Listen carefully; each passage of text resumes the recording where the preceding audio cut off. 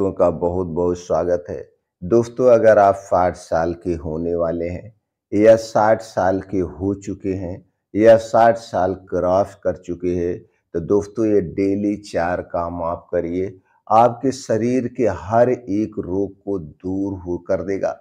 और आपको दोस्तों कोई मेडिसिन लेने की ज़रूरत नहीं है। इसे आज हम इस वीडियो में डिटेल में बताएंगे, इसलिए वीडियो को ध्यान से अंत तक सुनिएगा। सुनने के बाद आपके मन में कुछ भी प्रश्न उठ रहा है तो तुरंत दोस्तों पेन लीजिए, कागज़ लीजिए, उस पे लिखिए और अंत में कमेंट सेक्शन के माध्यम से उससे संबंधित आप जानकारी हमसे प्राप्त कर सकते हैं। कमेंट सेक्शन के माध्यम से भी हम उसका जवाब दे देंगे, नहीं तो दोस्तों अगले वीडियो में हम उसका जवाब दे देंगे। तो दोस्तों आपके मन में कुछ भी प्रश्न है और दोस्तों विश्वास मानिए, 60 साल के पास आपके पास भरपूर समय होता है।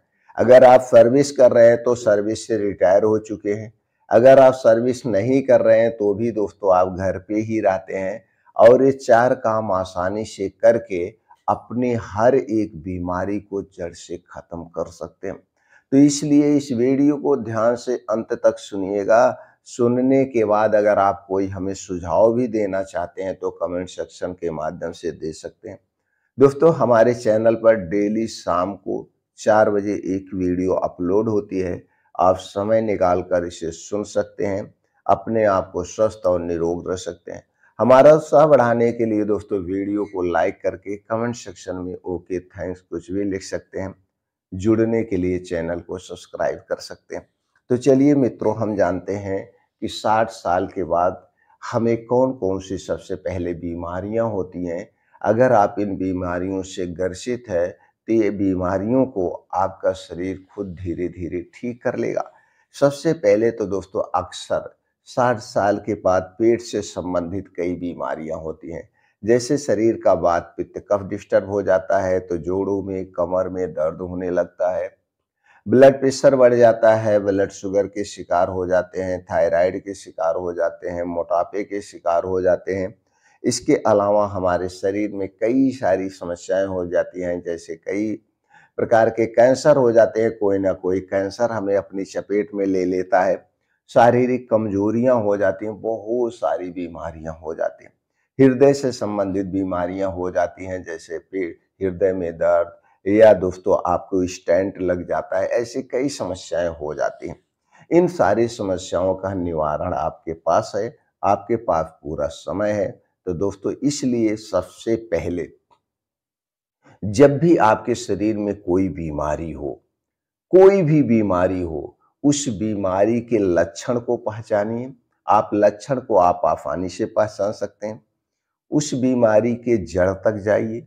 अब जब उसकी बीमारी के जड़ में जाएंगे तब दोस्तों आपको समझ में आएगा। जैसे उदाहरण के लिए मान लीजिए दोस्तों, मान लीजिए आपके पेट में बहुत ज्यादा एसिडिटी बन रही, आप कब्ज के शिकार हैं, लैट्रिन बहुत ज्यादा टाइट होती है, आपको घंटों लाइट सुबह बैठना पड़ता है, पेट में जलन होती है, एसिडिटी होती है। अब इसके कारण को जानिए, ये तो लक्षण हो गए।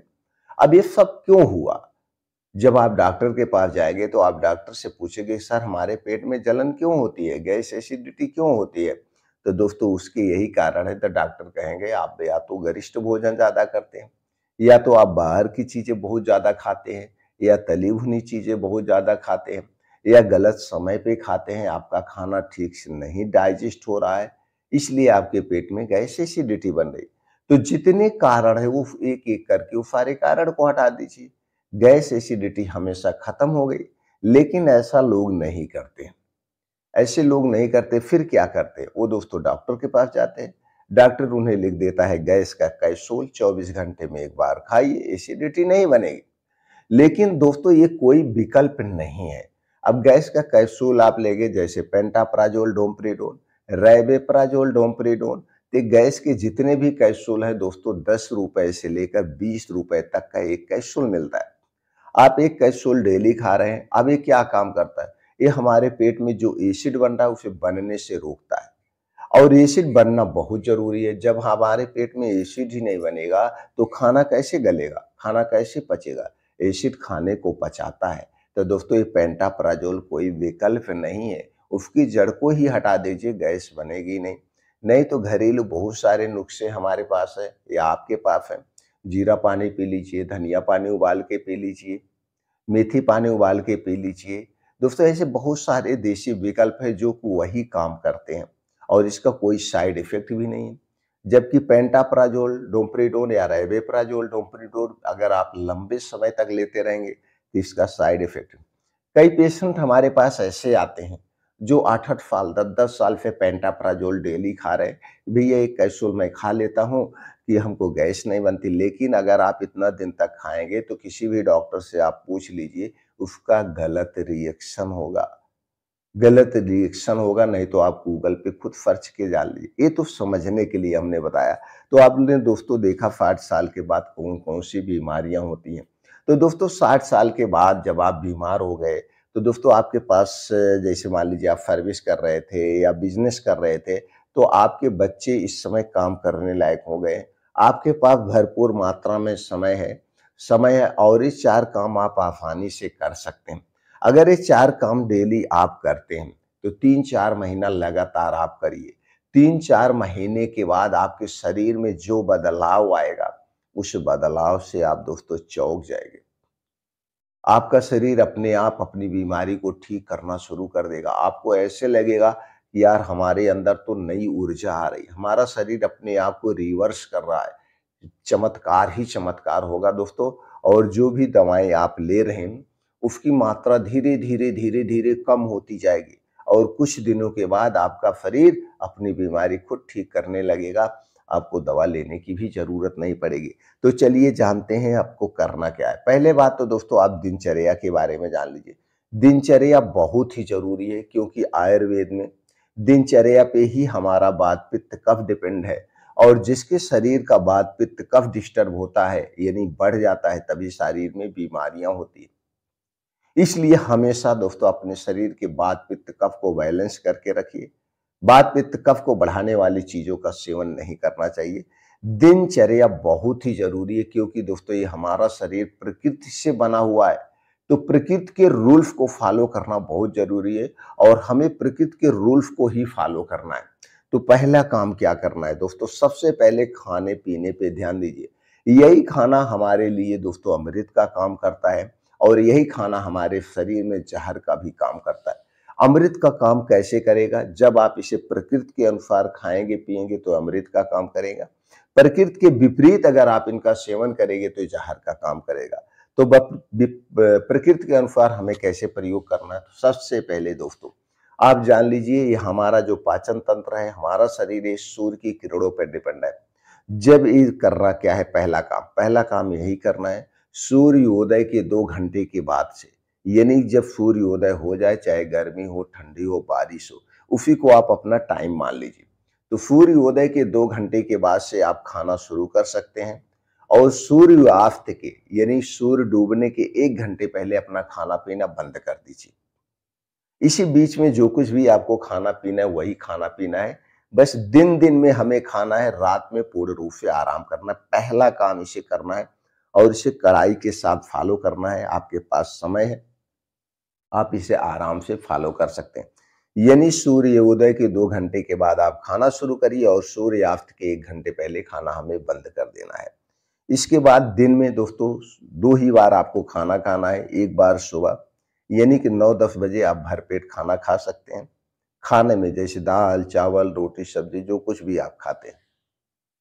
और सूर्यास्त के 1 घंटा पहले आपको खाना खाना है। 2 बार आपको खाना खाना है, बीच में खाना नहीं खाना है। सीजन हो, सीजन के अनुसार दोस्तों उस हिसाब से आप पानी पीजिए, शरबत पीजिए, फल खाइए, सलाद खाइए। दिन में ये सब लेना है। खाना सिर्फ 2 बार खाना है। ये आपको पहला काम करना है। और उसके बाद दोस्तों आपको क्या करना है, जब ये सारा काम जैसे आपने सूर्य डूबने के पहले खाना खा लिया, तो ये जो खाना है आपका दोस्तों रात सोते समय तक डाइजेस्ट हो जाएगा, पच जाएगा। सूर्योदय के 1 घंटा पहले खाना खाने के 3 बड़े फायदे। पहली बात तो दोस्तों आप डेली 16 घंटे का उपवास कर रहे हैं।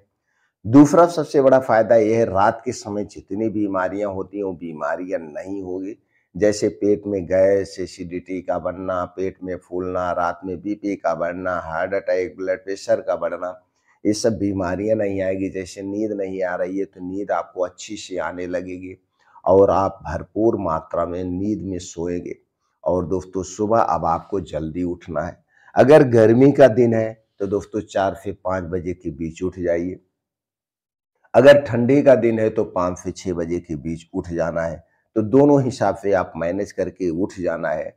अब सुबह आपको 2 घंटे का समय निकालना है। एक काम ज़रूर करना है। सुबह 2 घंटे का समय निकाल करके दोस्तों घर छोड़ दीजिए और इस 2 घंटे में आपको क्या करना है, ऐसे स्थान को सेलेक्ट करिए जहाँ पे मिट्टी हो, हरी घास हो, उसी पे नंगे पाँव उसी पे नंगे पाँव खूब तेज गति से मॉर्निंग वॉक करिए अपनी शारीरिक क्षमता के अनुसार। ऐसे चलिए जिससे पसीना हो जाए, या तो आप फ्लो में दौड़िए जिससे शरीर में पसीना हो जाए। जब आप ऐसा करते हैं तो जो आपका हार्ट है ये नॉर्मल से 10 गुना ज़्यादा तेज पंप करेगा। और जब नंगे पाँव चलते हैं तो दोस्तों आप देखिए छोटे-छोटे मिट्टी है, कंकड़ है, घास है, इस पे उसकी बूँदें पड़ी हुई वो आपके पैर में लगेगी।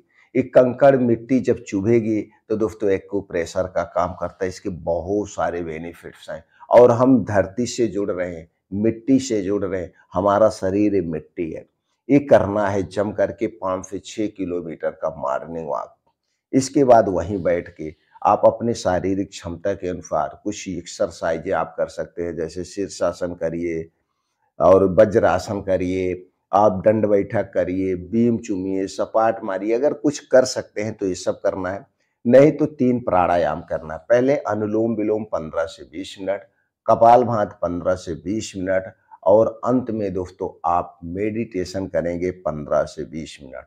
मेडिटेशन करने से दोस्तों हमारे अंदर की नेगेटिविटी खत्म होती है, हमारे अंदर पॉजिटिविटी आती है।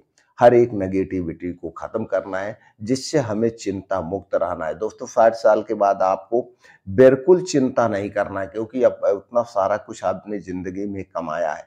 एकदम टेंशन फ्री हो जाइए, कोई टेंशन नहीं लेना है और दिन भर में एक बार खूब खुल करके हँसना चाहिए।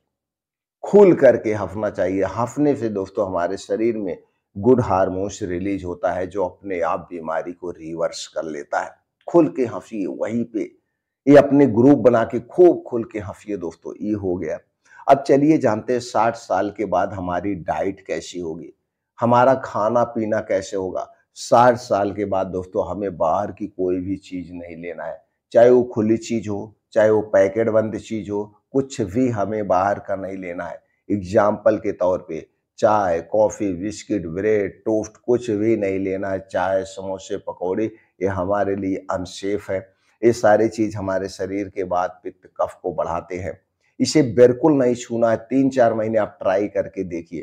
3-4 महीने सिर्फ़ और सिर्फ़ आपको अपने घर का खाना खाना है। अपने घर का खाना खाना है और घर के खाने में 70% चीज़ें नेचुरल होगी। नेचुरल चीज़ों की बात करें तो हरी साग-सब्जियाँ, ताज़े मौसमी फल, बीन्स को आप रात में भिगो के सुबह ले सकते हैं। ड्राई फ्रूट रात में भिगो के आप सुबह ले सकते हैं। मोटे अनाज का सेवन करना, सिर्फ गेहूँ और चावल पे नहीं डिपेंड रहना है। मोटे चावल में जैसे कभी रागी की रोटी, कभी जौ की रोटी, कभी बाजरे की रोटी, कभी चने की रोटी, ऐसे बदल-बदल के आपको खाना खाना है। और आपके घर 3 चीज़ें मत लाइएगा। ये 3 चीज़ें हमारे शरीर की सबसे बड़ी दुश्मन है। पहला है चीनी, मैदा, रिफाइन किया गया तेल और रिफाइन किया गया नमक। जितने भी रिफाइन की गई चीज़ें इन्हें मत लाइए, ये हमारे शरीर के लिए सबसे बड़े दुश्मन है। अब कहेंगे रिफाइन किया गया नमक के स्थान पर क्या लें? दोस्तों आप सेंधा नमक लीजिए। आप दोस्तों इसके स्थान पे काला नमक का प्रयोग करिए, सबसे फ़ायदेमंद है। और 60 साल के बाद वैसे भी हमें नमक का कम प्रयोग करना चाहिए। ये दिनचर्या ऐसी डाइट अपना करके दोस्तों 60 साल के बाद आप स्वस्थ और निरोग रह सकते हैं। आप प्रैक्टिकली तौर पे करके देखिए दोस्तों। इसमें आपको एक पैसे देने की ज़रूरत नहीं है। हमने जितनी भी बीमारी बताया, चाहे आपका ब्लड प्रेशर बढ़ा है, चाहे आपकी दोस्तों भी शुगर बढ़ी हुई है या कोई भी पेट से संबंधित बीमारियाँ हैं, ये सारी चीज़ों के लिए जो दवा ले रहे हैं, धीरे-धीरे इनकी खुराक कम हो जाएगी, मात्रा कम हो जाएगी और कुछ ही दिनों में आपका शरीर अपने आप इन बीमारियों को ठीक करना शुरू कर देगा। प्रैक्टिकली तौर पे करके देखिए, कोई दोस्तों इससे नुकसान नहीं होगा। आपके पास भरपूर मात्रा में समय है। तो दोस्तों इसके बाद भी अगर आपके मन में कुछ प्रश्न है तो आप कमेंट सेक्शन के माध्यम से पूछ सकते हैं। फिर मिलते हैं दोस्तों अगले वीडियो में।